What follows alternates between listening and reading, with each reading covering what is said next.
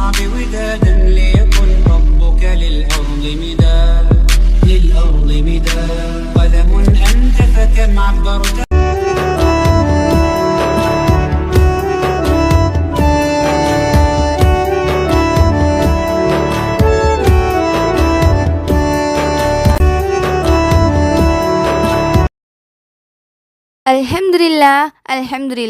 Alhamdulillah Rabbil Alamin wal aqibatul muttaqin.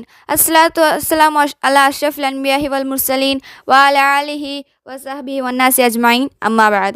Faqad qala Allah ta'ala fil Qur'anil Hakim, innallaha wa malaikatahu yusalluna 'alan nabi ya ayyuhalladhina amanu sallu 'alaihi wa sallimu taslima. Allahumma salli ala sayyidina Muhammadin wa ala ali sayyidina Muhammadin wa barik wa sallim alayhi. தஃப்ஸீருடைய விளக்கவுரை தொடரில் சூரத்துல் முஃமினூன் இன்று நாம் 43-44 வசனங்களை பார்ப்போம். அஸ்ஸலாமு அலைக்கும் வரஹ்மத்துல்லாஹி வபரகாத்துஹு. قال الله تعالى بسم الله الرحمن الرحيم ما تسبق من أمة أجالها وما يستأخرون ثم أرسلنا رسولنا تترى كلما جاء أمة رسولنا كذبه فاتبع بعلا وجعلناهم حديثا فاعبدوا لقوم لا يؤمنون. எந்த சமுதாயமும் தனது தவணையை முந்தவுமில்லை பிந்தவுமில்லை. பின்னர் நாம் தூதர்களை தொடர்ச்சியாக அனுப்பினோம். ஒவ்வொரு சமூகத்தாரிடமும் அவர்களுடைய தூதர் வந்தபோதெல்லாம் அவர்கள் ஏற்க மறுத்தார்கள். ஆகவே அவர்களை ஒவ்வொருக்கு பின் ஒவ்வொருவராக அழிவில் தொடரச் செய்தோம். மேலும் அவர்களை பழங்கதைகளாக ஆக்கினோம். இறை நம்பிக்கையை கொள்ளாத சமூகத்தாருக்கு மீழ்ச்சி தூரம்தான். வசனம் 43-44. அதாவது அல்லாஹ் சொல்கிறான், நபி நூஹ் அலைஹிஸ்ஸலாம் அவர்களோட சமூகத்திற்கு அடுத்ததாக ஆது கூட்டத்தை நம்ம அனுப்பினோம்.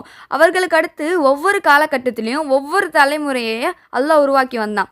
இவர்களை சீர்திருத்த தான் நபிமார்களை தொடர்ச்சியாக அல்லாஹ் அனுப்பினான். இறை தூதருக்கு மாற்றம் செய்தவர்களை அடையாளம் தெரியாமல் அழிக்கப்பட்டு பழங்கதைகளாக அல்லாஹ் ஆக்கினான். இந்த வசனத்தில் எந்த சமுதாயமும் தனது தவணையை முந்தவும் இல்லை பிந்தவும் இல்லை என்று கூறுகிறான். அதாவது உயர்ந்தோன் அல்லாஹ் பாதுகாப்பற்ற தன் ஏட்டில் தன் அறிவிலும் அவர்களுக்காக நிர்ணயித்துள்ள காலக்கெடுவில் அவர்களை துண்டிக்கப்படுவார்கள். அதாவது ஒரு சமூகத்திற்கு பிறகு இன்னொரு சமுதாயம், ஒரு தலைமுறைக்கு பிறகு இன்னொரு தலைமுறை உருவாக்குவதற்கு முன்பே அல்லாஹ் தீர்மானித்து விட்டான். அடுத்த வசனத்தில் பின்னர் நாம் தூதரை தொடர்ச்சியாக நாம் அனுப்பினோம் என்று அல்லாஹ் குறிப்பிடுகிறான். அதாவது சிலருக்கு பின் சிலர் தொடர்ச்சியாக வந்தார்கள் என்று இப்னு அப்பாஸ் ரலியல்லாஹு அன்ஹு விளக்கமளித்துள்ளார்கள். அவ்வாறு தானே ஒவ்வொரு நபிமார்களுக்கு பிறகு வேறு நபிமார்களை அல்லாஹ் அனுப்புவான் தானே. அதை தான் இந்த வசனத்தில் நமக்கு சொல்கிறாங்க. அல்லாஹ் சொல்கிறான், ஒவ்வொரு சமூகத்திற்கு தூதரையும் நம்ம அனுப்பியிருந்தோம். அவர்களை அல்லாவே வழிபடுங்க, பொய் தெய்வங்களை அதாவது தீய சக்திகளை தவிர்த்திடுங்க என்று நம்ம எச்சரிக்கை செய்தோம்.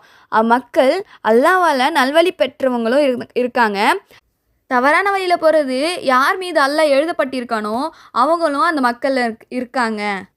அல்லாஹு தாலா இந்த வசனத்தில் அந்த நபிமார்கள் கொண்டு வந்தாங்கல்ல இறைச்செய்தி, அதை ஏற்றுக்கொண்ட மக்களை பற்றி தான் அல்லாஹ் சொல்கிறான். அல்லாஹ் நாடினாதான் நம்ம ஈமானை ஏற்றுக்கொள்ள முடியும். அல்லாஹ் நாடவில்லைன்னா அதை நம்ம ஏற்றுக்கொள்ள முடியாது. அப்போது நம்ம இஸ்லாத்தில் இருக்கோம் என்றால் அதுக்கு நம்மளோ நம்ம முன்னோர்களோ காரணம் கிடையாது. அல்லாஹ் நாடி இருக்கான் நம்ம இஸ்லாத்தில் இருக்கணும் அப்படின்ட்டு. அதனால தான் இன்று முஸ்லீமாக ஈமான் கொண்டு நம்ம இருக்கோம். ஒவ்வொரு சமுதாயம் கிட்டையும் அவர்களுடைய தூதர்கள் வந்தபோதெல்லாம் அவங்க அவங்களை ஏற்க மறுத்தாங்க என்று அல்லாஹ் சொல்கிறான். அதாவது அதிகமான மக்கள் அவ்வாறு தானே இருந்து வந்தாங்க. அதை தான் அல்லாஹ் இதில் சொல்கிறான். இன்னும் இது அல்லாஹ் பழங்கதைகளாக நம்ம ஆக்கினோம் என்கிறான். அதாவது ஒரு நபிக்கு பிறகு இன்னும் மற்றொரு நபி வருவாங்க என்பதை அல்லாஹ் வேறொரு வசனத்தில் நூஹுக்கு பிறகு எத்தனையோ தலைமுறையினர் நாம் அழிக்கப்பட்டிருக்கிறோம் என்று கூறியுள்ளான்.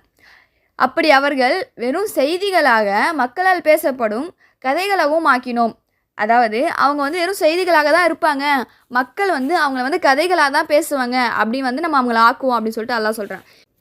இதில் நூஹ் அலைஹிஸ்ஸலாம் அவர்களுக்கு பிறகு வந்த சமுதாயம் பற்றியும் அவர்களுக்கு வெறும் பேசப்படும் கதைகள் அனைத்தையும் நாம் பார்த்தோம். அல்ஹம்துலில்லாஹ், நம்ம முஸ்லீமாக ஆக்குன அல்லாஹ்வுக்கே எல்லா புகழும். ஆமீன். வாஹிருன் தாவா அல்ஹம்துலில்லாஹி ரப்பில் ஆலமீன். அஸ்ஸலாமு அலைக்கும் வரஹ்மத்துல்லாஹி வபரகாத்துஹு.